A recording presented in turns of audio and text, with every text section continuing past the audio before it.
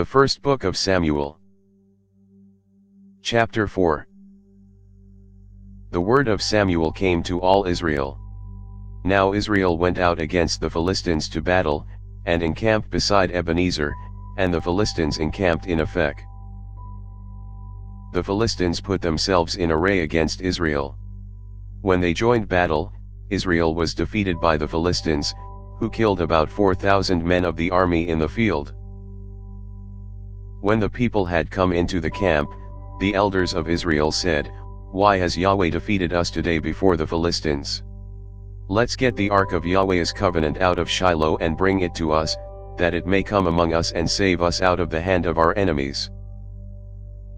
So the people sent to Shiloh, and they brought from there the ark of the covenant of Yahweh of armies, who sits above the cherubim, and the two sons of Eli, Hophni and Phinehas, were there with the ark of the covenant of God. When the ark of Yahweh's covenant came into the camp, all Israel shouted with a great shout, so that the earth resounded. When the Philistines heard the noise of the shout, they said, "What does the noise of this great shout in the camp of the Hebrews mean?" They understood that Yahweh's ark had come into the camp. The Philistines were afraid, for they said, "God has come into the camp." They said, "Woe to us! For there has not been such a thing before. Woe to us! Who shall deliver us out of the hand of these mighty gods? These are the gods that struck the Egyptians with all kinds of plagues in the wilderness. Be strong and behave like men, O you Philistines, that you not be servants to the Hebrews, as they have been to you. Strengthen yourselves like men, and fight."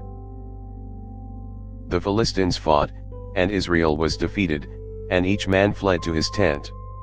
There was a very great slaughter, for 30,000 footmen of Israel fell. God's ark was taken, and the two sons of Eli, Hophni and Phinehas, were slain. A man of Benjamin ran out of the army and came to Shiloh the same day, with his clothes torn and with dirt on his head. When he came, behold, Eli was sitting on his seat by the road watching, for his heart trembled for God's ark. When the man came into the city and told about it, all the city cried out. When Eli heard the noise of the crying, he said, "What does the noise of this tumult mean?" The man hurried, and came and told Eli. Now Eli was 98 years old. His eyes were set, so that he could not see. The man said to Eli, "I am he who came out of the army, and I fled today out of the army." He said, "How did the matter go, my son?" He who brought the news answered, "Israel has fled before the Philistines, and there has been also a great slaughter among the people.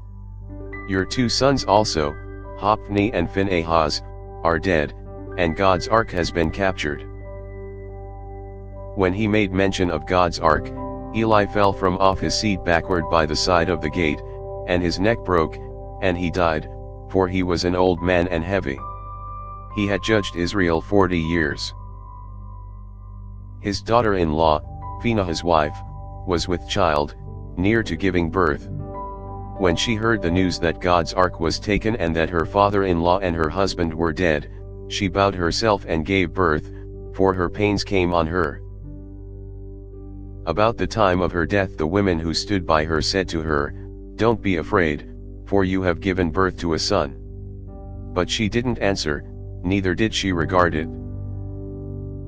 She named the child Eeckhout, saying, "The glory has departed from Israel, because God's ark was taken, and because of her father-in-law and her husband." She said, "The glory has departed from Israel, for God's ark has been taken." Thanks for listening. If you liked our video, give us a thumbs up and subscribe, it really helps.